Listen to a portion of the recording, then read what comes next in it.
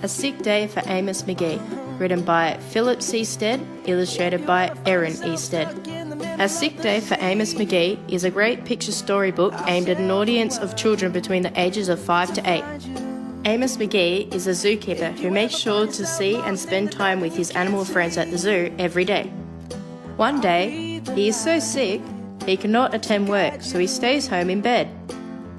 His animal friends are worried, so travel all the way to Amos's house to take care of him.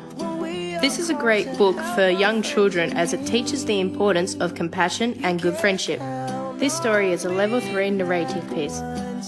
It is quite a simple story with a simple everyday problem and solution. The illustrations of this third-person narrated storybook has colour applied to where the author wishes the reader to focus.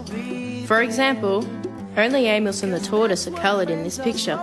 This enhances the importance of Amos and his friendship with the zoo animals. The light shading of colour throughout this book shows Amos and his friends share their happiness together. When Amos is alone and sick in bed, his walls are no longer striped bright yellow, but instead they are bland. They only return to normal after his friends have cheered him up and made him feel better. This emergent story uses simple sentence structures with a few wow words such as amble, fresh pressed and achy. Wow words like these are great to put emphasis on whilst reading and discussing the story with children, as not only does it build on vocabulary, it can also help grow semantic knowledge. A good way that one could build comprehension of this book is to take the key concepts from the story and show the link between these concepts and real life. It is highly important for early readers to build a strong vocabulary, develop complex syntax, grow their semantic knowledge, and expand their phonology skills, as we as humans use all of these skills with our use of pragmatics, which is how we speak, every day. Therefore, if one did not know these skills, one would not be able to speak socially or convey appropriate meaning through speech. When we read to children, we try to encourage them to become meaning makers. This means we try to strengthen their ability to read to understand.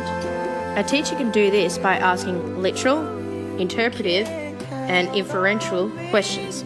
Some other ways to build comprehension could be to relate the story to real-life experiences, reading something that relates to the story, or asking the children to build a list of words related to the story. For both the comprehension and language activities, I decided to first read A Sick Day for Amos McGee to my Year 1 cousin Michaela, then work through the set activities with her to see how my activities worked in a practical setting. The first comprehension task we went through was a story to real life relation task. Firstly, do you know what that book was about? Yes. What was that book about?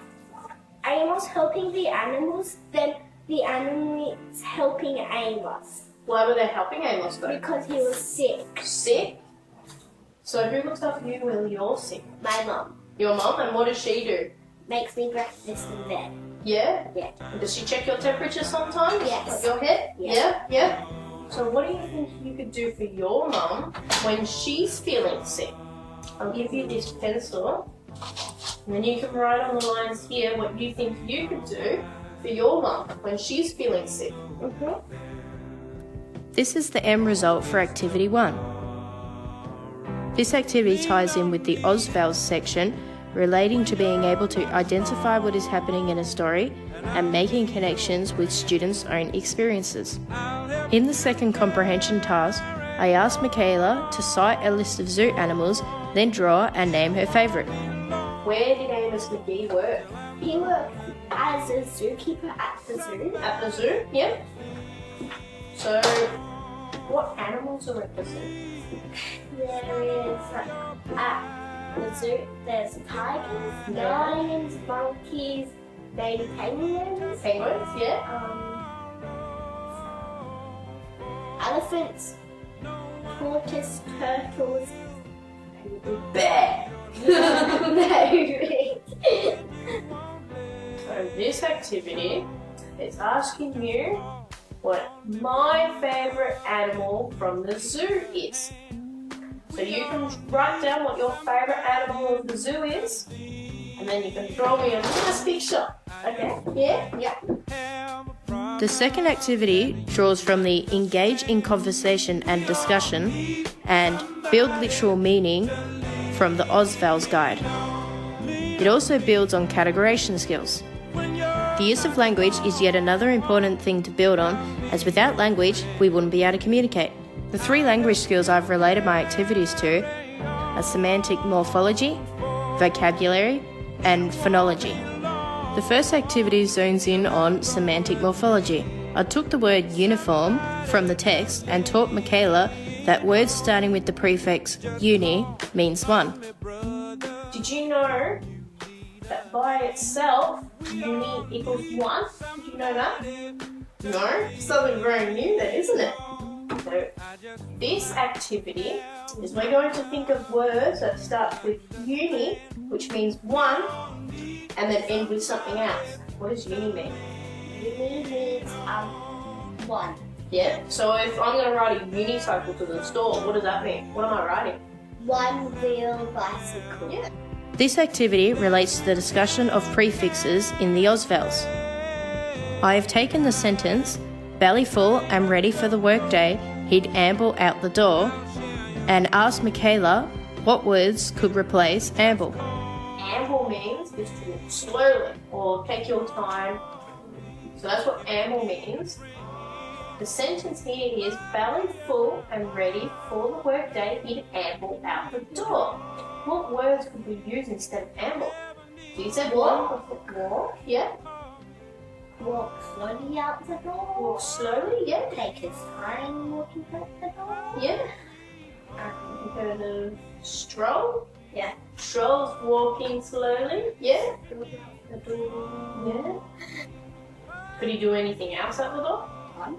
Run? Yeah, maybe he could do the opposite. Instead of taking his time and walking so slow, he could do it. This vocabulary building activity takes from the adding or subtracting words for clarity part of the Osval's. The last language building activity is aimed at building phonology skills.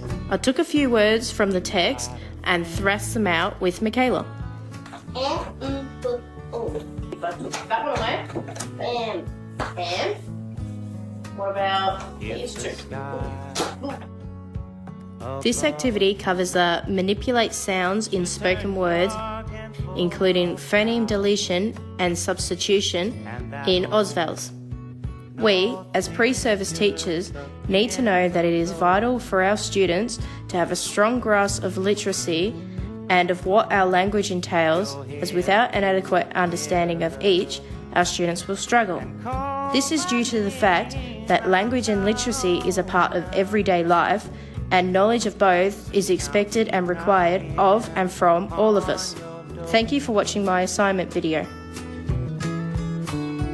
You just call.